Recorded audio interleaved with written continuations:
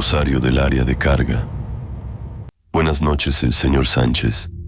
Mi nombre es Germán y desde hace varios años descargo y reparto abarrotes en bodegas del Estado de México.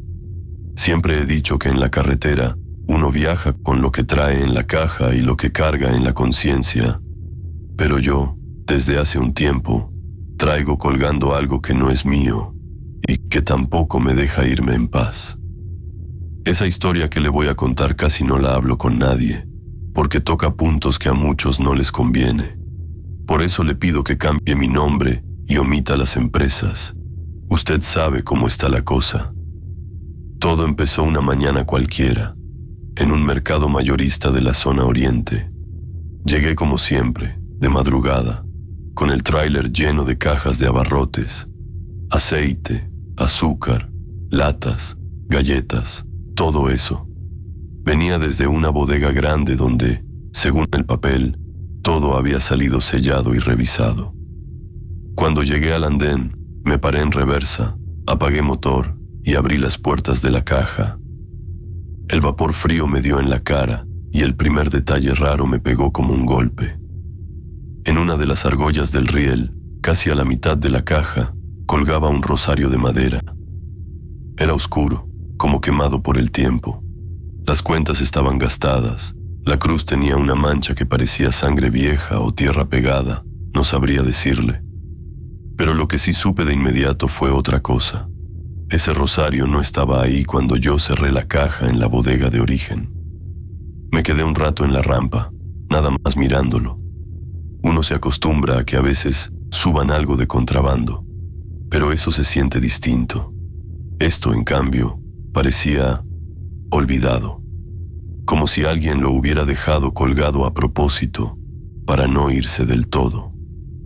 Llamé a los cargadores, a los muchachos que estaban en el montacargas, y les pregunté si era de alguno. Todos se rieron, que no, joven, nosotros puro escapulario barato, que, a ver si no está salado ese camión. El encargado del andén nomás se encogió de hombros. Yo no quería traerlo en la mano, pero tampoco me dio buena espina tirarlo a la basura. Mi madre siempre decía que lo bendito no se tira, que se respeta aunque no sea tuyo. Así que, para no pensarlo tanto, lo bajé de la argolla y lo colgué del espejo de la cabina. Por si acaso, me dije como broma. Ahí empezó todo. Ese mismo día, tenía que cruzar un libramiento donde ya se sabe que los accidentes son cosa de todos los días. Curvas cerradas, traileros con prisa, autos particulares que se te meten sin direccional. Antes de entrar al tramo, sin pensarlo mucho, toqué el rosario con los dedos. No recé completo, la verdad, nada más un Dios mío, acompáñame. En la bajada fuerte, vi delante de mí un camión que empezó a bambolearse. No sé si iba cargado de más o traía las balatas mal, pero en cuestión de segundos se fue contra la barra de contención y terminó acostado, bloqueando casi todo el carril.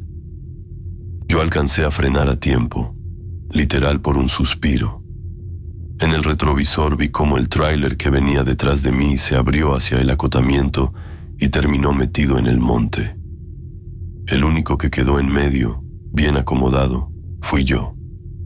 Esa noche, en la pensión, varios compañeros me dijeron que qué suerte la mía, que había quedado en la línea buena. Uno de ellos, viendo el rosario en el espejo, soltó la broma. Ya vi, cabrón, traes la suerte colgada, préstala pa' la otra. Nos reímos, pero por dentro algo se me acomodó raro. Al siguiente viaje me pasó algo parecido en otro libramiento, también de madrugada. Patrullas, luces, tráiler volcado, yo librando el choque por centímetros después de haber bajado la velocidad sin saber ni por qué. Y otra vez, mi mano, antes de la curva, había buscado el rosario. Para ese entonces ya se me había hecho costumbre tocarlo cuando algo me daba mala espina. Un tramo sin luz, un auto sospechoso, una parada extraña. No era tanto fe, era costumbre, hasta que dejó de ser un simple amuleto. Fue en un retén militar, en plena madrugada, carretera rumbo a una zona caliente de robo de carga. Nos hicieron orillarnos a todos los camiones. Ya sabe, revisión normal. Cuando me tocó mi turno, subió un soldado joven, de esos que todavía traen la mirada limpia, aunque ya hayan visto cosas feas. Me pidió los papeles, revisó rápido la caja, sellos, candado. Todo normal. Pero al regresar a la cabina, antes de bajar, se quedó clavado viendo el espejo. Mejor dicho, se quedó viendo el rosario. «Oiga, ¿dónde consiguió eso?», me preguntó, serio. Le respondí que había aparecido en la caja una mañana, que nadie lo reclamó y que por eso lo colgué. El muchacho tragó saliva. La cara se le puso tensa. «Es igualito al que traía un chofer», dijo despacio. «Él murió no muy lejos de aquí, defendiendo su carga. Lo balearon en la cabina. Yo estuve en el operativo, vi cómo lo sacaron. El rosario le colgaba del espejo, lleno de sangre. No supe qué decir. El soldado soltó el aire, me regresó los papeles y solo añadió: «Maneje con cuidado y si puede, no vuelva por estos rumbos de noche». Bajó sin más. Yo me quedé con un hueco en el estómago. Desde ese momento, cada que el rosario se movía, sentía que alguien más venía conmigo. Lo raro empezó después. En ciertos tramos, sobre todo donde ya había habido asaltos o retenes falsos, el rosario se ponía a golpear el vidrio del parabrisas, despacito, como marcando un ritmo. No era el movimiento normal del camino, señor Sánchez. Lo escuché muchas veces, conozco mi camión. Era un golpeteo casi parejo, como si alguien lo jalara con paciencia. La primera vez que pasó eso, venía subiendo una cuesta larga en la oscuridad. Nadie delante, nadie detrás, según yo. De pronto, el rosario empezó a moverse, tic, tic, tic, pegando contra el cristal del lado del copiloto. Sentí cómo se me heló la nuca. Bajé un poco la velocidad sin querer, puro nervio. Casi al instante, vi más adelante 2 camionetas atravesadas en la carretera, con las luces apagadas. Hasta que estuve cerca encendieron los faros. No traían logos, no traían nada. Nada más, vi siluetas alrededor. El instinto me gritó que ahí no tenía que detenerme. Metí las luces altas, pisé claxon y me abrí lo que pude hacia el acotamiento. El rosario seguía pegando contra el cristal, más fuerte. Yo sentía que se me iba el alma. Las camionetas tardaron en reaccionar, pero al final una se echó tantito en reversa y yo alcancé a pasar rozando. Cuando vi por los espejos, ya venían cerrando otra vez el paso detrás de mí. Después de eso empecé a probar cosas. Una tarde, al llegar a la pensión, me dije que ya estaba sugestionado, que todo tenía explicación. Quité el rosario del espejo y lo guardé en la guantera. Al día siguiente, antes del siguiente viaje, lo primero que vi al subirme fue el rosario otra vez, colgado en el espejo, como si nadie lo hubiera movido. Pensé que algún compañero me estaba jugando una broma. Pregunté, lo enseñé, me reí nervioso. Todos negaron, y los que conocen mi camión me juraron que no se habían subido. Otra ruta, otro intento. Me lo llevé a mi casa y lo dejé encima de una cómoda, al lado de una foto de mi madre. Al amanecer siguiente, cuando fui a la bodega por el camión, ahí estaba de nuevo en el espejo, como si nunca se hubiera ido de la cabina. Nadie tenía llaves más que yo. Llegó un punto en que ya no era chiste. Yo sentía que el camión y ese rosario venían en el mismo paquete, que ese chofer del que habló el soldado no se había bajado del todo. Una madrugada, cansado de traer la cabeza hecha nudo, tomé una decisión. Venía pasando por una capilla de carretera, de esas que están en una curva peligrosa, llena de cruces, veladoras y fotos de los que no llegaron. Ahí siempre hay flores secas, cintas descoloridas, recaditos. Me orillé, apagué el motor y me bajé con el rosario en la mano. Lo dejé colgado en un clavo dentro de la capillita, junto a una imagen de la Virgen. Le dije en voz baja: si tú salvaste a alguien, gracias, pero ya no puedo contigo. Quédate aquí. Hice la señal de la cruz y seguí mi camino con el espejo vacío. Sentí raro manejar sin nada colgado, pero también un poco ligero. Pensé que ahí se acababa todo. Al otro día, al regresar a la bodega para cargar, abrí la puerta del lado del copiloto para subir mi lonchera. En el asiento encontré el rosario. Estaba ahí, como si alguien se hubiera sentado y lo hubiera dejado sobre la tela. Una de las cuentas de madera estaba rota, partida a la mitad, dejando ver un corazón claro por dentro. La cruz tenía una raya nueva, como si la hubieran rasguñado. No olía a nada especial, pero le juro que sentí un aroma raro, mezcla de diésel viejo y sudor reseco, como cuando te subes a un camión que no es tuyo y sabes que ahí durmió alguien muchas noches. En vez de tirarlo por la ventana, lo levanté. Ya no me dio miedo, me dio otra cosa: respeto. Entendí que no era un adorno ni un simple amuleto. Era un recordatorio, una forma de decirme que alguien ya pagó el precio por confiarse en esas rutas, que no me tocaba a mí repetirlo. Desde entonces, cada que el rosario empieza a moverse solo, no me hago el valiente. Si marca el vidrio antes de una curva rara, bajo velocidad. Si se pone inquieto antes de un retén improvisado, busco la manera de no quedarme ahí. Ya no acepto encargos extra, ya no me meto por atajos que nadie más conoce. Y cuando un compañero se burla, solo le digo que algún día entenderá que hay cosas que se cuelgan del espejo, pero vienen clavadas desde otro lado. Esta historia será prohibida para muchos, porque no conviene hablar de cargas, regiones y muertos sin nombre, señor Sánchez. Pero yo se la cuento porque sé que allá afuera hay traileros que manejan de noche, escuchando este relato con un rosario, un escapulario o una foto colgando frente a ellos.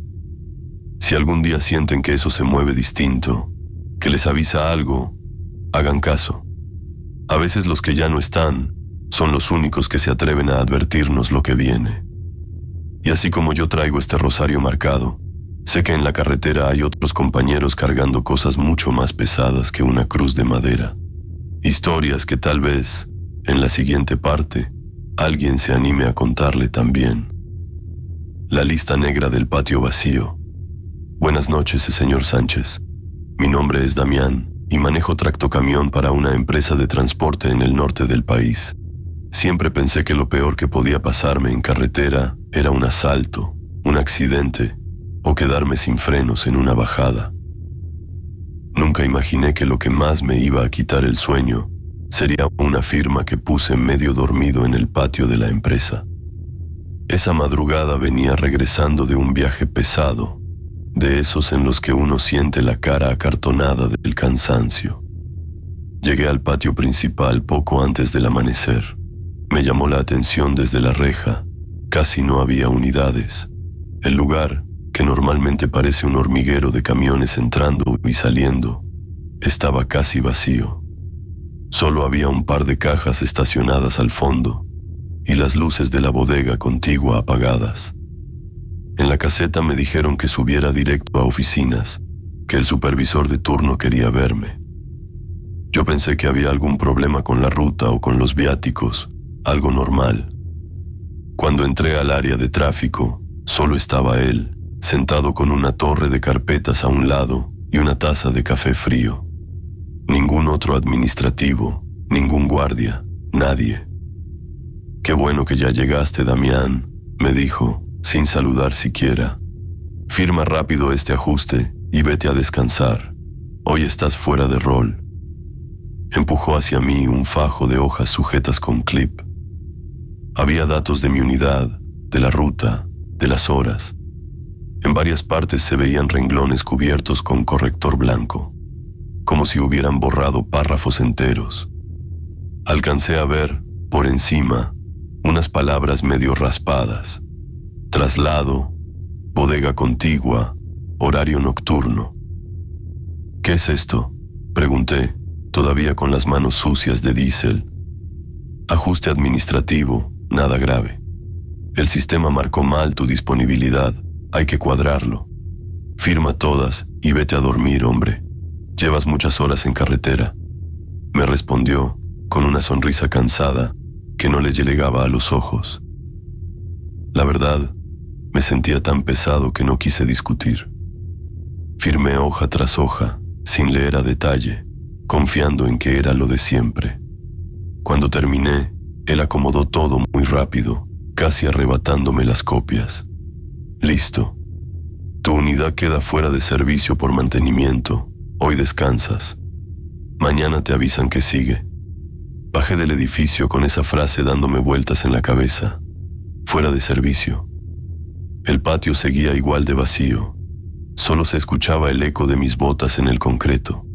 Subí a la cabina, guardé mis cosas y me fui a mi casa con la sensación de que algo no encajaba, pero el sueño me ganó. Para ese entonces, yo no sabía lo que había pasado mientras yo firmaba. Un par de días después, desayunando en la cocina, escuché la noticia en la televisión. Era uno de esos noticieros de la mañana que siempre traen algún accidente o algún operativo. El presentador hablaba de una bodega reventada por la madrugada, muy cerca de donde yo trabajo. Decían que habían encontrado personas encerradas en cajas de carga, que había detenidos, que se investigaban redes de tráfico. En la pantalla apareció de fondo una toma rápida del lugar del operativo. La cámara se movió, pero alcancé a reconocer la barda perimetral, las torres de luz, la silueta del patio. Era, literalmente, el complejo donde está mi empresa. Solo que en la nota nunca mencionaron el nombre. Me quedé frío. El reportero hablaba de una bodega de la zona industrial. Jamás dijo razón social, jamás mostró logotipos. Solo se veía, detrás de los policías, la reja que yo cruzo todos los días. Cuando terminé de comer, me fui directo a la cochera a revisar la carpeta donde guardo mis copias de bitácora. Encontré el juego de hojas de aquella madrugada. Ahí estaba mi firma, mi nombre, el número de mi unidad. Y otra vez, la misma historia. Renglones enteros tapados con corrector blanco. Al poner las hojas contra la luz, se alcanzaban a adivinar trazos debajo. Una palabra me brincó clarita entre la bruma del corrector: contigua. Otra, más abajo: horario especial. En la parte de observaciones, donde normalmente anotan mantenimiento, rol cambiado o carga cancelada, solo se leía una mancha alargada, gruesa, como si alguien hubiera insistido varias veces en borrar. Esa noche casi no dormí. Le pregunté a un par de compañeros por teléfono si sabían algo. Todos habían escuchado del operativo, pero nadie quería hablar de más. Algunos decían que era otra empresa, otros que todo era puro show para la tele. Pero todos coincidían en algo. Ese día el patio se había vaciado más temprano de lo normal. Pasaron unas semanas hasta que mi prima, que trabaja en oficinas de la misma empresa, me pidió que nos viéramos fuera del trabajo, en una fonda discreta. Llegó nerviosa, mirando hacia la puerta cada tanto. Después de un rato de plática de compromiso, soltó lo que traía atorado. Hay una lista, me dijo, bajito. Una lista negra de unidades que aparecieron vinculadas al operativo de esa noche. Está en un archivo que casi nadie puede abrir. La tuya está ahí, Damián. Sentí que el estómago se me hacía nudo. Eso es imposible. Mi camión estaba en ruta normal, le respondí. En el sistema oficial sí, me dijo ella. En las bitácoras también, porque las cambiaron. Por eso te hicieron firmar ese ajuste. Pero en otra base de datos apareces como cercano a área intervenida. Tu unidad no debió estar registrada ahí, sin embargo, está en tercera posición de la lista. Y oficialmente, esa noche estuviste fuera de servicio por mantenimiento. Me quedé helado.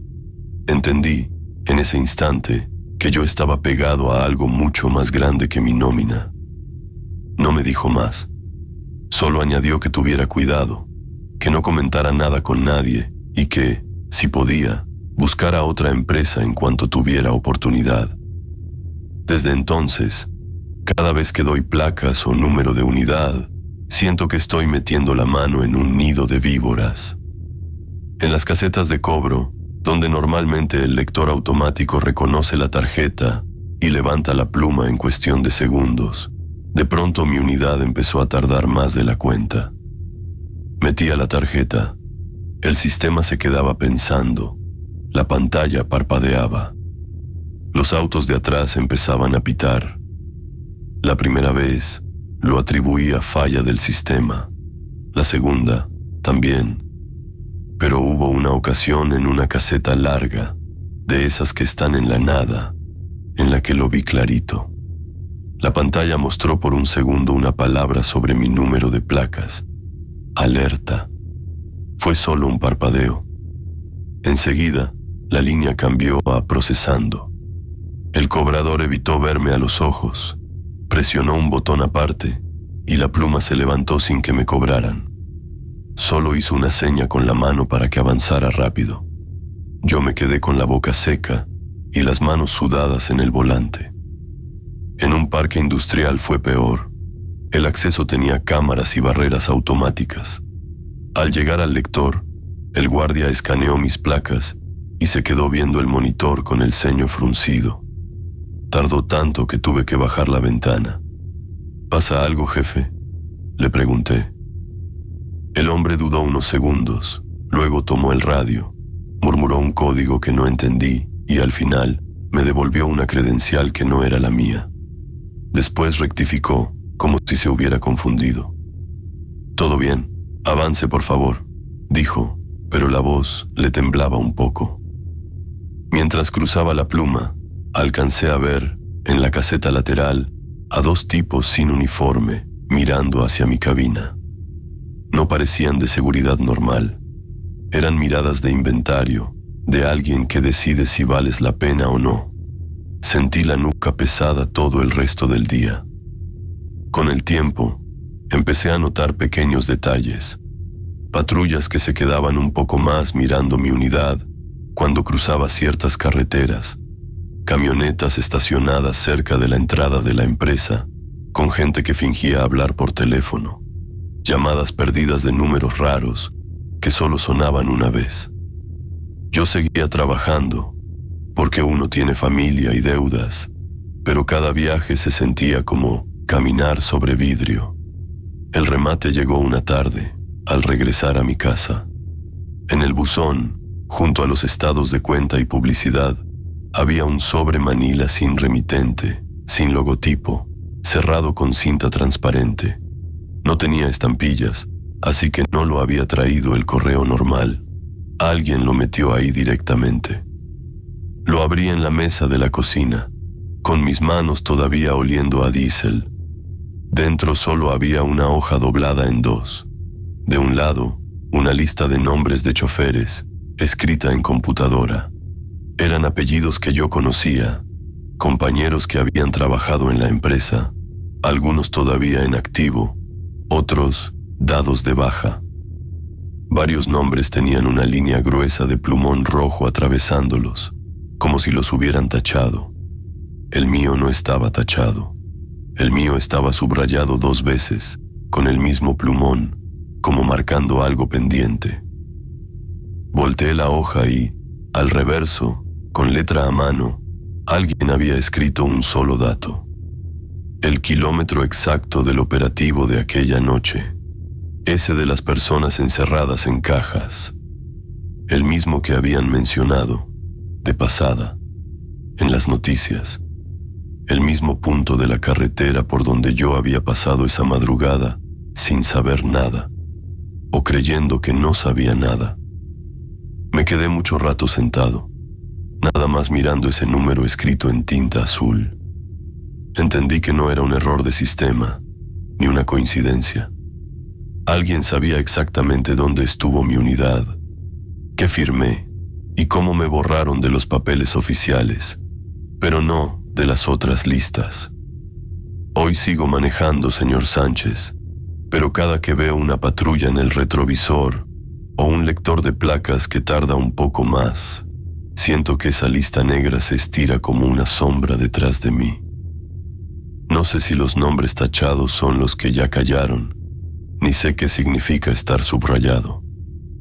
Lo único que tengo claro es que, en este trabajo, a veces el verdadero terror no está en lo que te sale en la carretera, sino en lo que autorizas con una firma medio dormido en un patio casi vacío, y en las listas donde tu nombre aparece sin que nadie te lo quiera reconocer de frente. Y así como yo terminé marcado en un papel que no debería existir, sé que hay otros compañeros con historias aún más pesadas, historias que tal vez le lleguen en el siguiente correo y que harán ver la mía como apenas el principio de algo mucho más oscuro.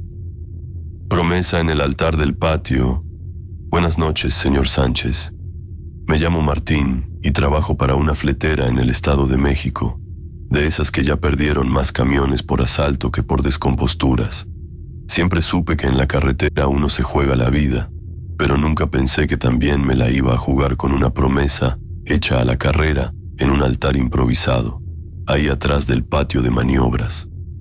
Para ese entonces yo ya había visto de todo: unidades quemadas, operadores que no volvieron, otros que regresaron golpeados y sin ganas de seguir en la línea. Aún así, yo seguía metiéndome en rutas bravas y, para rematar, hacía viajes por fuera cuando se podía, cobrando directo en efectivo. Usted sabe cómo está la paga. Si uno se queda solo con el sueldo, no alcanza. Aquella noche venía de una entrega y ya traía la mente en el café y en la cama. Era de madrugada, la autopista casi vacía. De pronto, más adelante vi una fila rara de conos naranjas, una camioneta atravesada y unas luces blancas que no eran de patrulla. No había señalización, ni logo, ni nada. El radio estaba mudo. Ningún compañero había avisado de retenes. Cuando me acerqué, un tipo con chaleco fosforescente me hizo la seña para que me orillara. No traía insignias, no traía nada que dijera que era autoridad, pero sí traía el arma colgada. Otros dos se asomaron por el lado del copiloto, mirando la cabina, como si ya supieran que ahí traían su premio. Algo en mí se dobló. Sentí ese hueco en el estómago que uno siente cuando sabe que ya cayó. Estaba soltando el cinturón para bajar cuando, de la nada, se escuchó un claxon largo detrás de mí. Volteé por el espejo y vi venir otro tráiler a buena velocidad. No sé si no vio el retén o se hizo el que no veía, pero se lanzó directo hacia los conos. Todo fue un caos de luces y gritos. Los tipos del falso retén se hicieron hacia el acotamiento. El otro camión se abrió lo justo. Yo aproveché para meter las intermitentes y me seguí pegado al tráiler que venía atrás. Nadie me persiguió. Nadie me disparó. Fue como si, por unos segundos, me hubieran dejado escapar a propósito. Llegando al patio, las piernas todavía me temblaban. Dejé la unidad en el lugar asignado y en lugar de irme directo a mi casa, seguí caminando hacia el fondo, donde pocos se meten a esa hora. Ahí, pegada a la barda, está una capilla chiquita que armamos entre varios. Un bloque de concreto, una puerta de lámina, una ventana sin cristal. Adentro hay de todo: Virgen, San Judas, fotos de familia, un par de estampas de la Santa Muerte, escapularios colgados, casquillos vacíos, rosarios llenos de polvo. Había dos operadores más, en silencio, cada uno con su veladora, hablando bajito. El olor a cera quemada, diésel y café frío se mezclaba en el aire. Yo no soy muy de iglesia, la verdad, pero esa noche me sentía como si alguien me hubiera jalado del cuello para no quedarme tirado en la carretera. Me acerqué a un rincón donde, sobre una caja de madera, alguien había puesto una cruz sencilla, una foto en blanco y negro de un chofer muerto en servicio y una figura pequeña que nunca supe bien qué era. Veladoras de todos tamaños iluminaban ese rincón. Yo no llevaba nada, solo mis manos sudadas.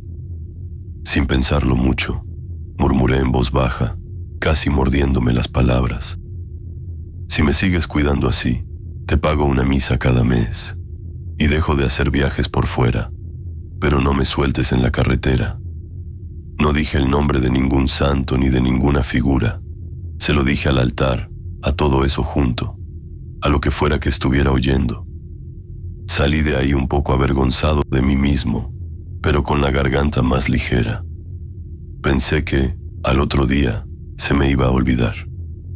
Solo que no se me olvidó, porque a partir de esa noche, las cosas comenzaron a acomodarse de una forma que no supe explicar. En los retenes oficiales, donde antes siempre me revisaban hasta el último papel, ahora apenas me hacían seña de que siguiera. En tramos donde solían aparecer camionetas sospechosas pegadas al acotamiento, las veía en el espejo, acercándose, y de pronto rebasaban sin siquiera bajarle la velocidad. Una vez, en un tramo muy señalado por los compañeros, decidí parar a cargar combustible en una gasolinera que casi nunca usaba a esa hora. No sé por qué lo hice, fue un impulso. Mientras llenaban el tanque, escuché disparos lejanos. Minutos después llegaron otros operadores hablando del intento de asalto a un tráiler que venía justo detrás de mí, en el mismo carril que yo siempre uso. Lo venían cazando desde antes, decía uno. Al que se salvaron fue al que se metió a la gas, dijo otro. Yo me quedé callado. Sabía que estaban hablando de mí, aunque nadie lo supiera. En los pasillos de la empresa comentaban que a mí alguien me jalaba para otro lado, que siempre me libraba por nada de los problemas. Yo hacía como que no escuchaba, pero cada vez que pasaba junto a la capilla, sentía el peso de mi propia voz repitiéndome la promesa. Pagaba la misa, sí, pero a regañadientes. Fui un par de meses y luego comencé a fallar.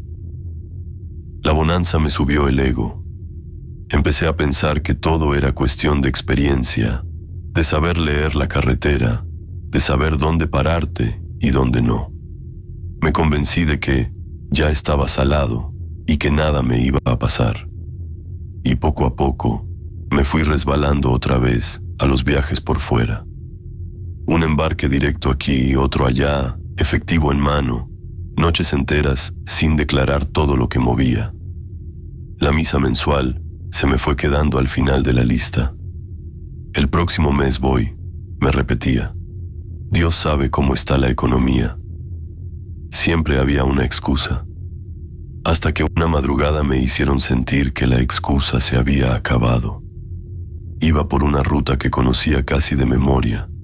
Podía decirle, sin ver el reloj, a qué hora iba a pasar por cada crucero. Pero esa noche todo se empezó a retrasar de una forma ridícula. En el primer crucero, el semáforo se puso en rojo justo cuando yo me acercaba. El ciclo se hizo eterno. En el segundo, lo mismo. Después, una patrulla se atravesó despacio, sin prisa, obligándome a bajar la velocidad. Más adelante, una ambulancia cruzó a toda velocidad y me hizo detenerme por completo. No era el tráfico normal. Era como si el camino se estuviera estirando, jalando el reloj hacia atrás para que yo no llegara a donde siempre llegaba a la misma hora. Cuando por fin llegué a la caseta, ya iba varios minutos tarde respecto a mi costumbre. Y ahí lo vi, a la altura donde, casi siempre, estoy yo pagando el peaje. Había patrullas con luces encendidas y un tráiler atravesado, la cabina hecha colador por los disparos. El cuerpo del operador estaba cubierto con una manta gris. Alcancé a ver, en la lona de la caja, el logo de otra empresa de la misma zona. Sentí las manos heladas en el volante. No tuve que hacer muchos cálculos. Si los semáforos no me hubieran detenido, si la patrulla no se hubiera atravesado, si la ambulancia no hubiera pasado, el que estaría bajo esa manta sería yo. Me acerqué a la caseta todavía temblando. Entregué la tarjeta y esperé el recibo. El cajero, un señor grande que siempre se veía distraído, esta vez me miró de frente, como midiendo si decía o no decía algo. Además del ticket, me puso en la mano un papelito doblado en 4. «Esto lo dejaron para usted», dijo, sin quitarme la vista de encima. «¿Quién?», alcancé a preguntar. Nomás dijeron, «El trailero de la fletera del patio grande lo va a reconocer», respondió, bajando la voz. Me orillé unos metros adelante, con las luces intermitentes, y abrí el papel. No había sermones ni amenazas, solo una dirección exacta, la del patio de maniobras de mi empresa, con el nombre de la calle y la colonia, seguida de la palabra capilla, y una hora escrita a mano, casi al borde de la hoja. Esa misma noche, después de entregar, regresé al patio sin pasar por mi casa. Caminar hasta el fondo se sintió más pesado que nunca. La capilla estaba abierta, pero no había nadie. Lo que sí había era algo que no había visto antes. Todas las veladoras estaban apagadas. No una, no dos. Todas. El piso del altar estaba cubierto de cera derretida, como si se hubieran consumido a la vez en cuestión de segundos.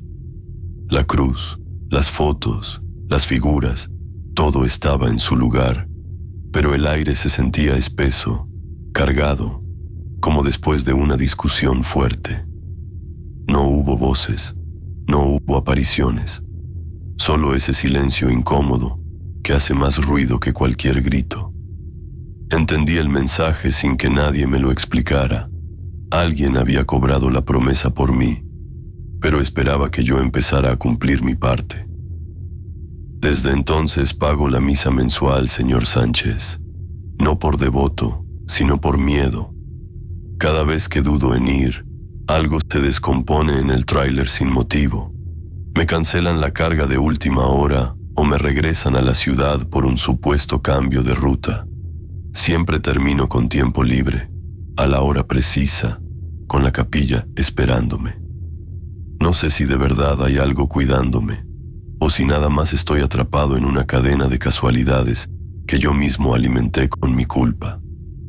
Lo único que sé es que, desde aquella noche de la caseta, ya no me atrevo a dejar la promesa en el olvido. Y mientras yo sigo pagando esa misa como quien paga un seguro que no entiende, allá afuera hay compañeros que han pedido favores más caros y a entidades menos pacientes.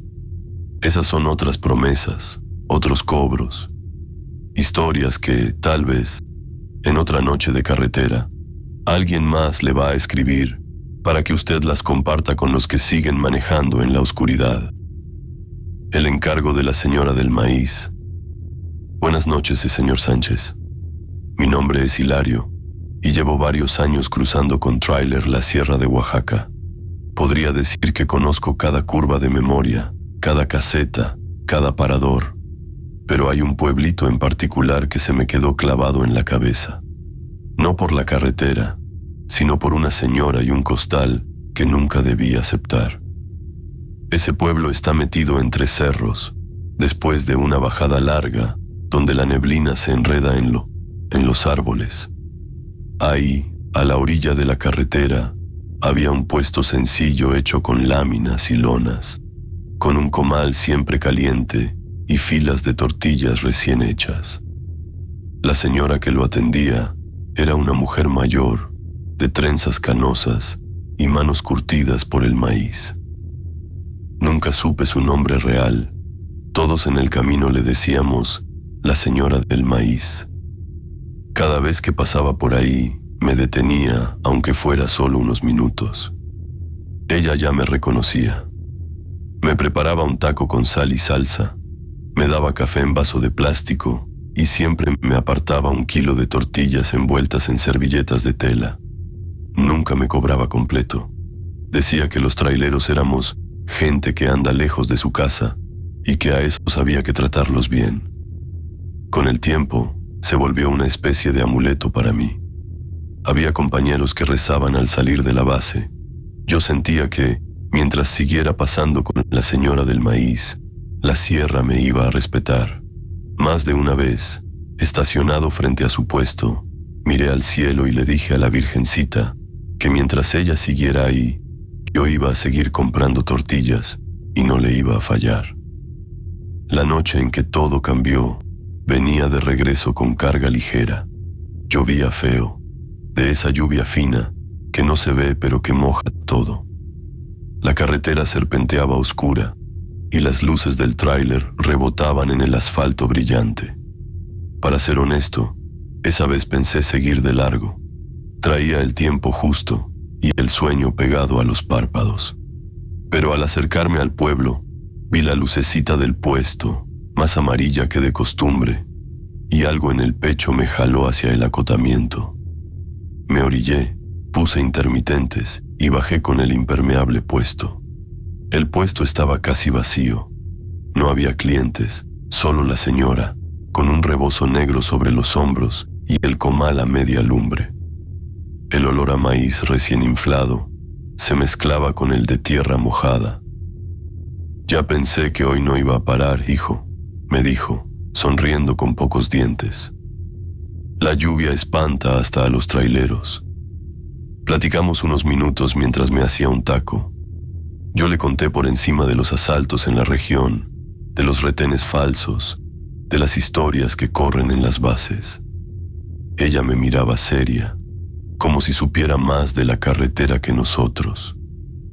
En eso, se dio la vuelta y sacó de la parte de atrás del puesto un costal pequeño, de esos blancos de rafia. Estaba atado con un lazo de plástico azul y, aunque no era muy grande, se notaba pesado. «Quiero pedirle un favor, si no le molesta», me dijo, poniendo el costal sobre la mesa de madera. «Es para mi sobrino, allá en la ciudad. Es maíz para sembrar, semilla buena. Quiero que llegue con él». Me dio una dirección escrita en un papelito, con letra apretada. Era una colonia que yo reconocía de nombre. Aseguró que el sobrino siempre estaba ahí por las noches. «No le voy a cobrar nada, señora», le respondí.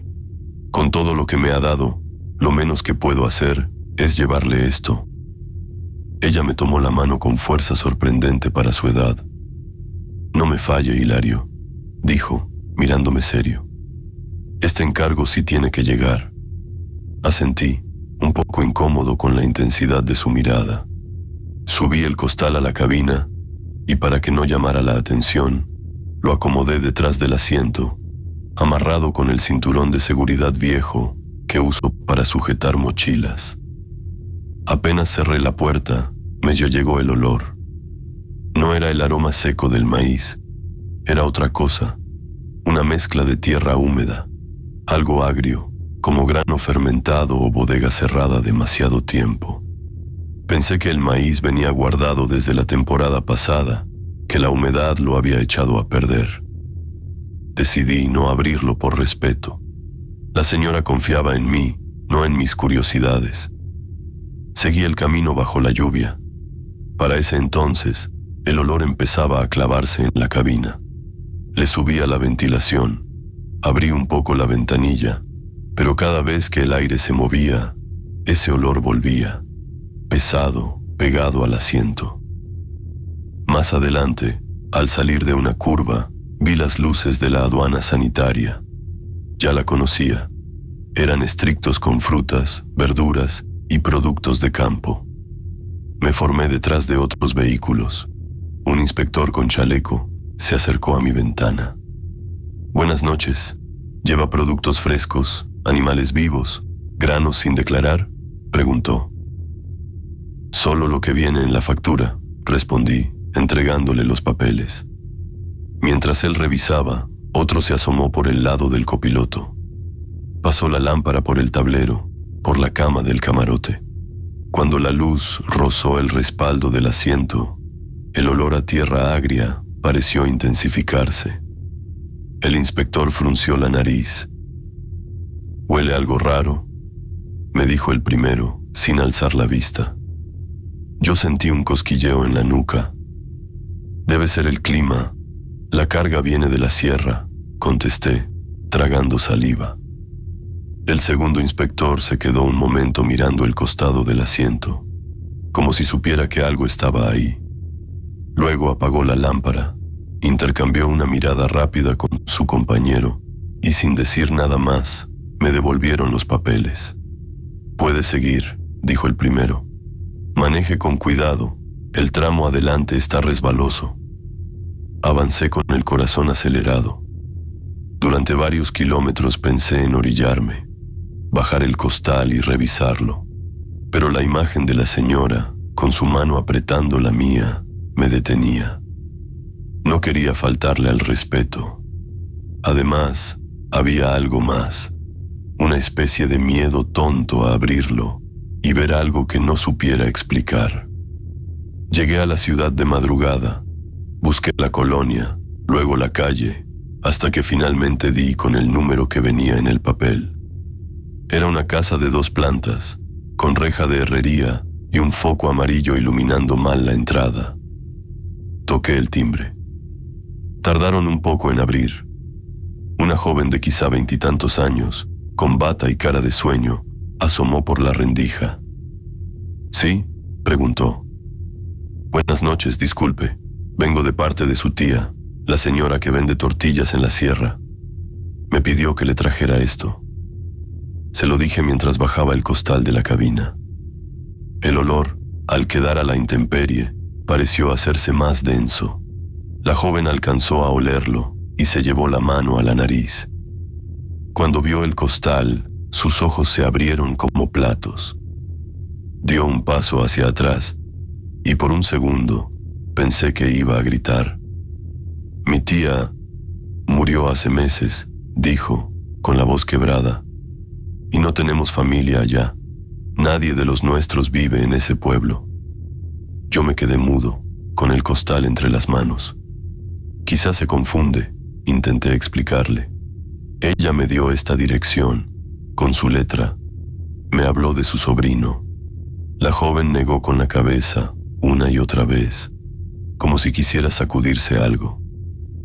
«Llévese eso», susurró. «No lo deje aquí. Por favor, lléveselo». Y antes de que pudiera decir algo más, cerró la puerta. Se escuchó el seguro por dentro. Me quedé parado en la banqueta, empapándome con la llovizna, sin saber qué hacer. Toda la lógica me decía que dejara el costal ahí, que tocara de nuevo, que insistiera. Pero había algo en la forma en que la muchacha miró el saco, algo entre miedo y rechazo, que me cortó las ganas. Terminé llevándome el costal conmigo. Conduje un rato por la ciudad, dando vueltas sin rumbo, con el olor llenando la cabina. En un parque industrial, detrás de unas naves, vi un contenedor enorme de basura, de esos metálicos donde tiran madera rota, plásticos, cosas viejas. Me bajé, abrí la tapa que rechinó fuerte y, sin pensarlo demasiado, lancé el costal adentro. Cayó con un golpe seco, pesado, como si algo se acomodara por dentro. Cerré de inmediato. Aún así, el olor se me quedó en la ropa, en las manos, en la garganta. Regresé al tráiler con la sensación de haber roto algo más que una promesa de mandado. Esa noche, en el camarote, no pude dormir bien. Cada vez que cerraba los ojos, veía el puesto de tortillas, el comal, las manos de la señora, el costal abriéndose solo. Nunca lo vi abierto, pero mi mente insistía en mostrarme mazorcas negras, trapos manchados, figuras de barro hundidas en tierra oscura. A los pocos días me tocó de nuevo ruta por la sierra. Desde que empecé la subida, sentí el estómago apretado. El paisaje verde, las nubes bajas, todo era igual, pero yo ya no era el mismo. Al entrar al pueblo, reduje la velocidad buscando la lona del puesto. No estaba. El lugar donde siempre se armaba la sombra con tablas y plásticos estaba vacío. El comal seguía ahí, apoyado sobre unos tabiques, pero frío. Encima, un papel doblado. No había tortillas, no había ollas, no había nadie. Me orillé y bajé. El aire olía a madera mojada y a algo más.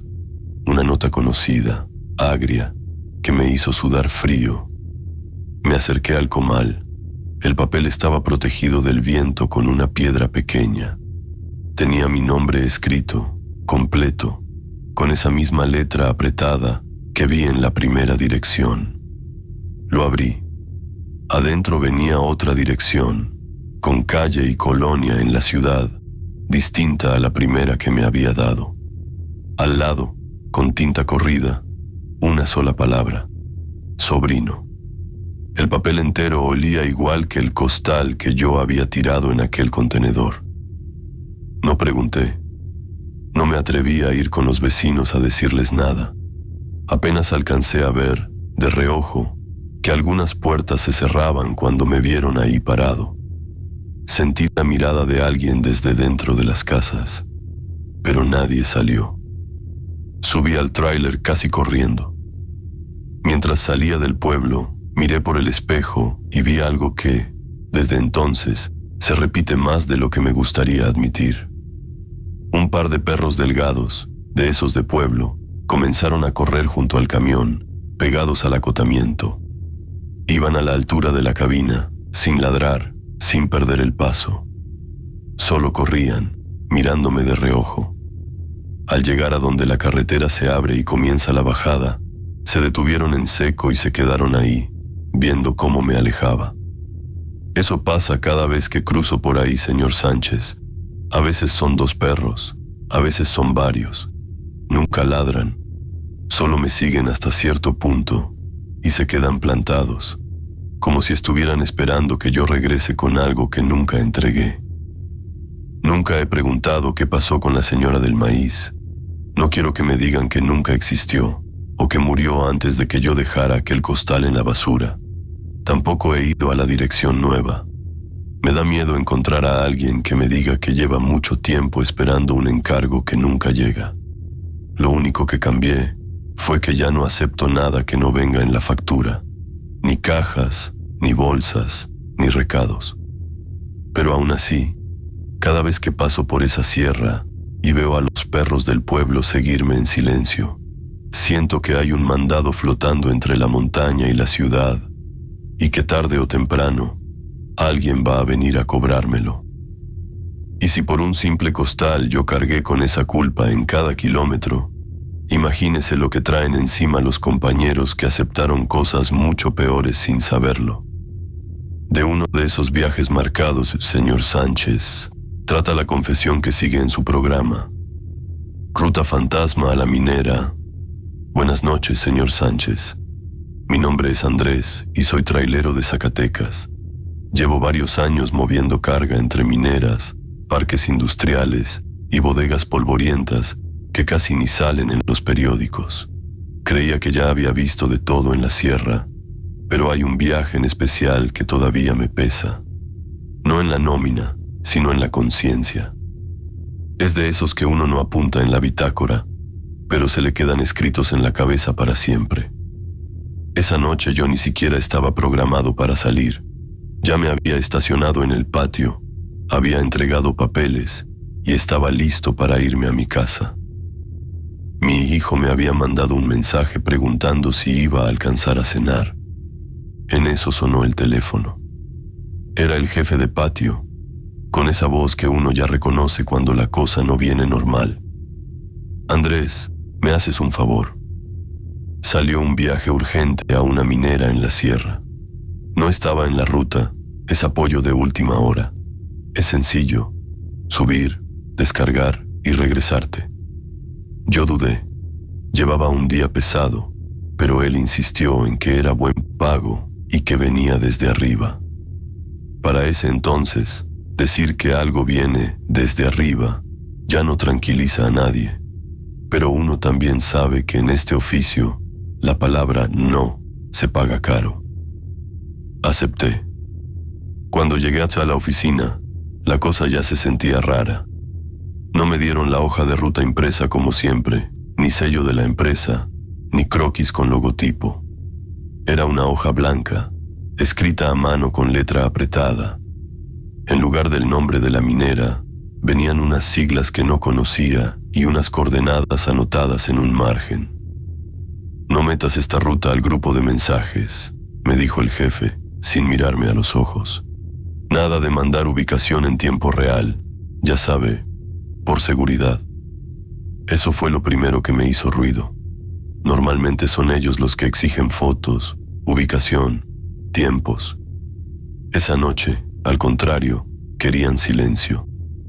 Guardé la hoja doblada en la cartera y me subí al tráiler con esa sensación de que estaba aceptando algo que no terminaba de entender. Salí de la ciudad por carretera normal, todo tranquilo, casetas, luces, uno que otro tráiler conocido. Puse música bajita para no dormirme. Después de un buen tramo, la ruta que venía escrita me marcaba una desviación por una carretera estatal. Ahí fue donde el tráfico empezó a desaparecer. Las luces de los pueblos se quedaron atrás y la señal del teléfono comenzó a fallar. Primero se iba y regresaba, luego se quedó en nada. Solo quedamos la carretera, la sierra y yo. Para ese entonces, ya no tenía más guía que la hoja doblada y los letreros viejos que apenas se veían con los faros. El asfalto se fue volviendo más angosto hasta que, de pronto, desapareció. Las llantas entraron en terracería y el camión vibró completo. Bajé la velocidad. La brecha se abría paso entre matorrales, con árboles inclinados que parecían meter la cara sobre la cabina. Cada curva se sentía más metida en el monte y menos en el mundo real. Fue entonces cuando, a lo lejos, vi acercarse unas luces débiles. Apagué las altas para no encandilar. Cuando se acercaron más, me di cuenta de que no traían luces prendidas. Lo que venía bajando eran varias camionetas tipo pick-up, en fila, dejando caer solo un reflejo apagado de algún faro trasero. Pasaron junto a mí despacio, levantando polvo. Los vidrios iban totalmente polarizados. Nadie volteó a verme. Nadie hizo la clásica seña de todo bien, nada. Era como si yo no existiera, como si estuviera viendo una procesión de sombras bajar de la sierra. Tragué saliva y seguí adelante, con esa imagen clavada en la mente. Al final de la brecha, apareció una reja improvisada, hecha con malla ciclónica sostenida con postes desparejos. A los lados, tambos oxidados y costales apilados. No había letreros de seguridad, ni caseta de vigilancia, ni logo de minera. Solo un foco amarillo colgando de un cable y la silueta de un hombre apoyado en un rifle. Me hizo seña con la mano para que avanzara despacio. Cuando me acerqué lo suficiente, se asomó a la cabina. Lo único que recuerdo bien son sus ojos. No me miraban a mí. Miraban el interior del tráiler como si estuviera revisando un bulto más. «Te vas a echar para atrás hasta donde te hagan seña», dijo, con voz seca. «No te bajas, no prendes luces, no sacas el teléfono. Te descargan y te regresas por donde mismo». Yo quise preguntar algo, cualquier cosa, pero las palabras no me salieron. Metí reversa, dejando que otro hombre, más adentro, me indicara con una lámpara de mano. El lugar no tenía nada de mina conocida. No había maquinaria pesada a la vista, ni letreros de cascos obligatorios, ni ruido de bandas. Solo sombras moviéndose con lámparas y el arrastre metálico de algo que no quise identificar. Sentí cuando abrieron las puertas de la caja. El camión se ladeó un poco con el peso que se movía hacia atrás.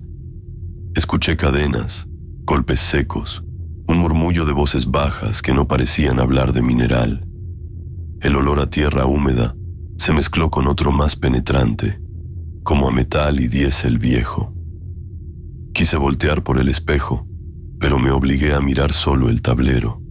Es increíble cómo, en momentos así, uno mismo se censura para no ver. Encendí el radio, pero solo había estática. En la oscuridad de aquel lugar, el tiempo se estiró de una forma rara, como si la madrugada no quisiera avanzar. Al cabo de un rato, golpearon la puerta de mi lado. «Listo, ciérrale y vete». Uno de ellos se subió al estribo. Me pasó una libreta para firmar. No era la guía normal, era una hoja suelta con las mismas siglas que venían en mi ruta. Sin sello de empresa, sin nombre de cliente. ¿Nombre de la minera?, alcancé a preguntar. El hombre sonrió, pero no era una sonrisa amable. «Para ti solo fue apoyo, ¿no?», respondió. «Maneja con cuidado». Se bajó, cerraron la reja y me fui.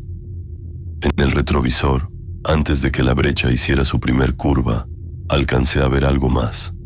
No había ninguna torre, ningún tiro de mina, ninguna estructura grande. Solo un conjunto de naves bajas, sin letrero, perdidas entre el cerro. Más que una mina, parecía una bodega escondida. Regresé al patio con el cuerpo tenso. El jefe solo preguntó si todo bien, si no tuve ponchaduras o fallas. No mencionó el nombre del lugar ni pidió detalles, solo dijo que había sido una chamba delicada y que no la metiera al grupo de chismes, porque hay gente que no sabe callar. Unas semanas después, estaba desayunando en una fonda con la tele prendida, cuando la noticia me cayó como un balde de agua helada. En la pantalla hablaban de un enfrentamiento en la sierra, en una planta abandonada, utilizada por grupos del crimen. Mostraban una toma aérea borrosa, brechas, una reja, naves bajas. No mencionaron nada de mina, ni de empresa, ni de camiones. Solo hablaron de vehículos asegurados y personas abatidas. Pero yo reconocí la curva, el árbol inclinado en la entrada, la forma de la reja. Era el mismo sitio en el que yo había descargado a oscuras. En cuanto pude, abrí el mapa en el teléfono y busqué la ruta que había tomado. El problema fue que no aparecía. La carretera estatal sí figuraba, pero la brecha que yo seguí simplemente no estaba. El trazo se cortaba muchos kilómetros antes, como si alguien hubiera borrado ese tramo del mapa. Me quedé viendo la pantalla con el corazón acelerado, como si al tocarla fuera a encontrar todavía mis huellas. Ahí entendí que, esa noche, yo no había ido a una mina. Había entrado a un lugar que oficialmente no existía. La cosa se puso peor cuando llegó la quincena. Al revisar el recibo, noté un pago extra. Abajo de mis viajes normales, venía un renglón con el concepto apoyo a contingencia y las mismas iniciales raras que yo había visto en la hoja manuscrita. El monto era más alto de lo normal. Lo primero que pensé fue que había un error o que estaban metiendo viajes a mi nombre. Fui a nóminas con el recibo en la mano. La muchacha de la computadora me saludó como siempre, pero en cuanto vio la línea extra en el papel, se le borró la sonrisa. «Ese folio no lo mencione aquí, Andrés», me dijo en voz baja, bajando la pantalla del monitor. «Si ya se lo pagaron, guárdelo y ya, no pregunte de más». Sentí un hueco en el estómago similar al que se siente cuando uno ve la patrulla detrás con las luces encendidas. No insistí. Salí de ahí con la sensación de que mi nombre estaba atado a algo que yo no había elegido. Desde entonces, cada vez que paso por casetas automáticas, me fijo en las pantallas. Los lectores de placas tardan más de lo normal con mi unidad, como si buscaran en varias listas a la vez. En una ocasión, la pantalla mostró por un segundo la palabra alerta. Parpadeó y desapareció. El cajero apenas me miró, levantó la pluma y me hizo seña de que avanzara. La confirmación llegó una noche en un parador de carretera. Estaba cenando solo, con el café ya frío, cuando un hombre se sentó frente a mí sin pedir permiso. Tenía las manos manchadas de grasa vieja y una mirada cansada, de esas que ya vieron demasiadas cosas. «Tú eres Andrés, el de Zacatecas», dijo, como si me conociera de toda la vida. Asentí, incómodo. «Te tocó subir a la minera esa noche de la tormenta», continuó. «Terracería angosta, árbol chueco a la izquierda, reja de malla sostenida con tambos azules, hombres con lámparas, todo a oscuras». Yo no había contado esa historia a nadie. Lo miré y no supe qué decir. «A mí me hablaron unas horas después que a ti», siguió él. «Mis papeles venían con las mismas siglas. Cuando subí, ya no había luces ni hombres. Solo la reja abierta y el olor a pólvora y metal caliente. Me tocó llevarme lo que quedó». Se quedó un momento en silencio, jugando con la taza. La caja venía supuestamente vacía, pero rechinaba rara. Cuando la lavaron en el patio, el agua salió espesa y oscura. El jefe nada más dijo que no preguntáramos, que para eso nos pagan bien. Me miró directo. «Tú llevaste algo hacia allá, yo saqué algo de regreso. En ningún papel dice eso, pero los dos estamos en la misma lista, y las listas negras, esas no se borran». Se levantó, dejó unas monedas sobre la mesa y se fue sin despedirse. Lo vi subir a un camión viejo, con las placas opacadas de tierra, y perderse en la oscuridad de la autopista. Me quedé solo con el café amargo y la certeza de que ya no era solo un chofer más, sino parte de un viaje del que nadie quiere hablar.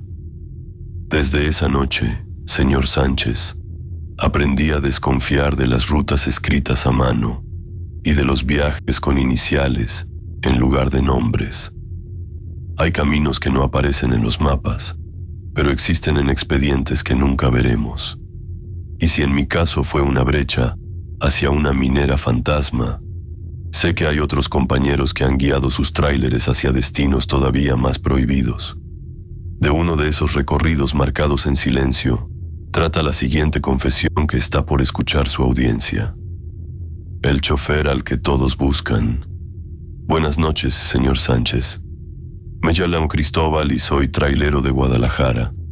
Llevo muchos años manejando y, si algo aprendí en la carretera, es que hay temas que es mejor no tocar para no despertar cosas que uno se esfuerza en mantener dormidas. En mi caso, ese tema es un solo día, una sola noche, un solo choque del que todos hablan menos yo. Ese accidente múltiple en la autopista donde se murieron varias personas y yo seguí manejando después. La versión que se quedó en los noticieros fue una, la que yo traigo adentro es otra. Peritos, abogados y aseguradoras dijeron que yo no tuve la culpa, que la lluvia, el aceite en el asfalto y la imprudencia de un coche chico hicieron la mezcla perfecta para la tragedia. Aún así, cuando salieron las fotos en redes, mi tráiler aparecía al fondo, cruzado, con las luces de las patrullas iluminando la caja. Fue suficiente para que me pusieran cara de monstruo. Desde entonces no doy entrevistas, no doy comentarios, y si alguien pregunta, solo digo que no quiero hablar de eso. Me limité a lo único que sé hacer, manejar, cumplir mis rutas y llegar a casa con la cabeza lo más callada posible. O por lo menos eso intentaba, hasta que la carretera empezó a devolverme ese pasado en las orillas. Todo comenzó con comentarios sueltos de los compañeros. En una ocasión, un amigo me dijo por radio que, al ir detrás de mí, notó algo raro. La gente en las orillas, en paraderos y retornos, se ponía al pendiente cuando mi camión se acercaba, como si fueran a levantar la mano para pedir aventón, y luego se arrepintieran al reconocer la unidad. Al principio me reí, pensé que exageraba, pero con el tiempo empecé a notar lo mismo. Personas que volteaban de golpe en cuanto escuchaban el motor y se quedaban viendo la cabina, no a mí, sino al parabrisas, como buscando algo. Algunos incluso daban un paso hacia el acotamiento, dudaban, y se echaban para atrás en cuanto la caja pasaba frente a ellos, como si se les cruzara un mal recuerdo. La cosa se puso más rara cuando otros traileros comenzaron a contarme versiones parecidas. En una caseta me dijeron que, unas noches atrás, se acercó un señor a preguntar por el chofer que no quiso parar esa noche. No dio placas, ni número económico, solo describió el color de mi camión y la forma en la que traigo pintado el frente. El compañero le dijo que no sabía, porque no quiso meterse, pero el hombre insistió, como si supiera que la unidad tenía que pasar por ahí tarde o temprano. Yo traté de convencerme de que era pura coincidencia, que en la autopista hay miles de camiones parecidos y que la gente mezcla recuerdos, pero para ese entonces ya se hablaba demasiado del accidente entre la raza. Algunos decían que yo seguí derecho sin detenerme, otros que me bajé tarde. Ninguno estuvo ahí adentro conmigo, pero aún así repiten la historia como si hubieran manejado en mi asiento. El punto de quiebre llegó en una gasolinera a las afueras de la ciudad. Era de madrugada. Yo estaba llenando el tanque, tomando café aguado del expendio, cuando vi que una mujer se me quedaba viendo desde la tienda. No traía cara de asalto ni de ligue barato. Era otra cosa, una mezcla de rabia, tristeza y algo que no supe nombrar. Salió directo hacia mí, sin titubear, y se plantó frente a la defensa. ¿Usted es el chofer?, preguntó, mirándome como si ya supiera la respuesta. Yo tragué saliva. ¿De cuál viaje, señora? No respondió. Sacó de su bolsa una hoja doblada, de esas que vienen de impresora vieja. Era una foto recortada de un periódico local. Ahí estaba el accidente. Varios coches destrozados, un autobús ladeado y al fondo, mi camión. Mi marca, mi frente, mis faros apagados, la caja cruzada ocupando medio cuadro. Ese es su tráiler, ¿verdad?, susurró. Yo sentí que el piso se me movía. Mi esposo venía en ese coche rojo, dijo, señalando un punto borroso en la imagen. Desde entonces, cada que veo pasar un camión del mismo color, siento que él va ahí adentro, como si no hubiera terminado de llegar a donde iba. Me dicen que estoy loca, pero es la única forma en que todavía lo siento cerca. Yo abrí la boca para decirle la verdad, para decirle que sí, que ese era mi tráiler, que yo también oía los choques en sueños, que sí frené, que sí me detuve, que me bajé como pude con las piernas temblando, que la sangre y los gritos no se me han ido, pero nada salió. Me quedé mudo, con el café en la mano y la garganta seca. Ella me sostuvo la mirada unos segundos y luego sonrió, pero no fue una sonrisa bonita. No se preocupe, murmuró, aunque no diga que es usted. Él ya sabe quién es el chofer que no se detuvo a tiempo. Guardó la foto, se dio la vuelta y se fue. Yo me quedé clavado en el mismo lugar, escuchando cómo el surtidor marcaba los litros como si nada. Desde ese día, algo cambió en mis rutas. Empezó a aparecer más gente, no siempre en gasolineras, a veces en paradores, a veces en pequeñas tiendas a pie de carretera. Una vez fue un señor mayor que se sentó a mi mesa sin pedir permiso. Puso sobre el plástico una foto de su hijo con uniforme de fútbol y me preguntó si yo era el chofer de aquella noche. Otra vez fue una enfermera que, en la fila del baño, me reconoció por el camión y me dijo que ella estuvo en urgencias cuando llegaron los heridos. También se le salieron las lágrimas al decir que hubo varios que entraron sin poder decir una sola palabra. Lo que más me inquieta es que ninguno de ellos tenía mis datos. No sabían mi nombre completo ni la empresa para la que trabajo. Aún así, parecían encontrarme en ciudades distintas. en horarios que ni yo sabía con exactitud, y casi todos, tarde o temprano, terminaban diciendo alguna variación de la misma frase. Contigo se quedan los que no alcanzaron a despedirse. Así, tal cual. Una enfermera dijo que, cuando se va a dormir, sueña con un tráiler estacionado frente a su casa.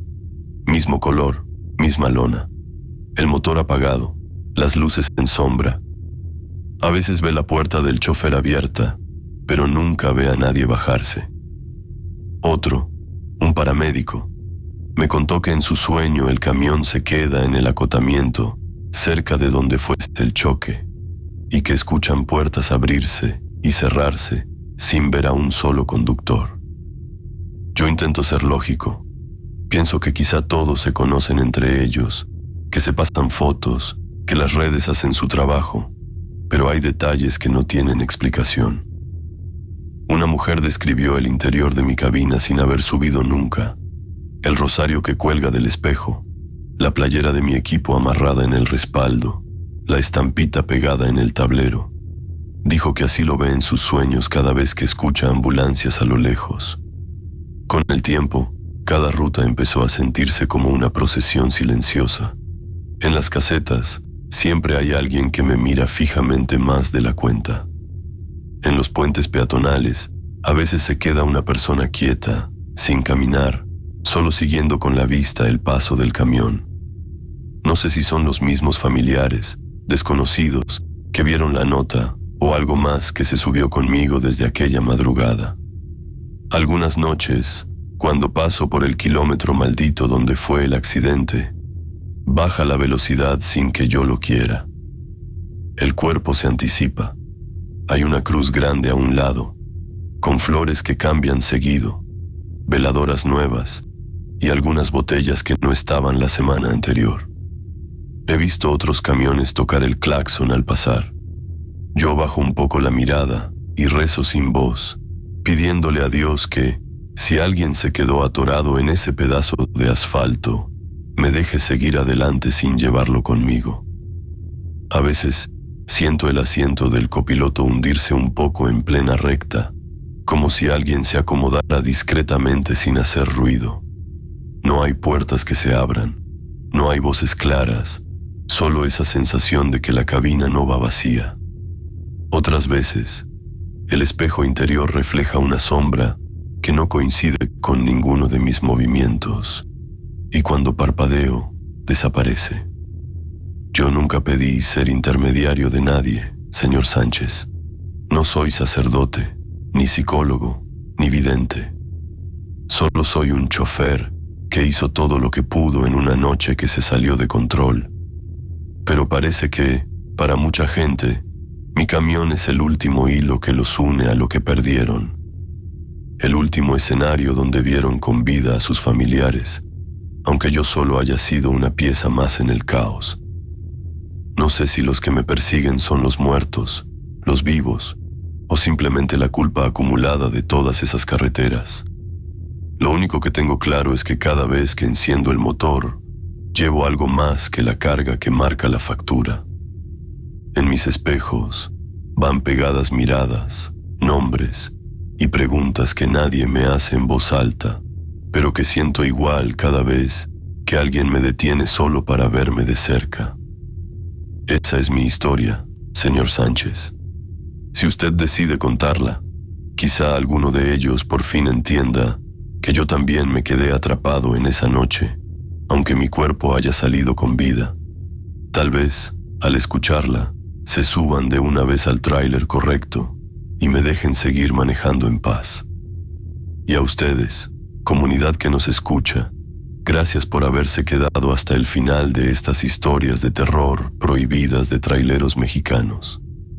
Esta noche hablamos de rosarios que regresan solos, de listas negras que no aparecen en ningún sistema, de altares en patios de maniobras, de encargos que huelen a maíz y a deuda, de rutas que no existen en los mapas y de choferes que cargan miradas que no los sueltan. Si alguna vez se cruzan con un tráiler en la madrugada, recuerden que ahí no solo viajan cajas y toneladas de mercancía, También viajan promesas, culpas, silencios y cosas que uno prefiere no mencionar en la bitácora. Cuídense en la carretera, no ignoren las señales ni las corazonadas y abrácenlo todo cuando todavía hay tiempo. Les habló el señor Sánchez. Les agradezco por compartir conmigo otra noche en este camino oscuro. Que Dios los guarde, donde quiera que estén. Y si tienen una historia que todavía no se atreven a contar, aquí siempre habrá un espacio para escucharla. Buenas noches, comunidad. Continuamos.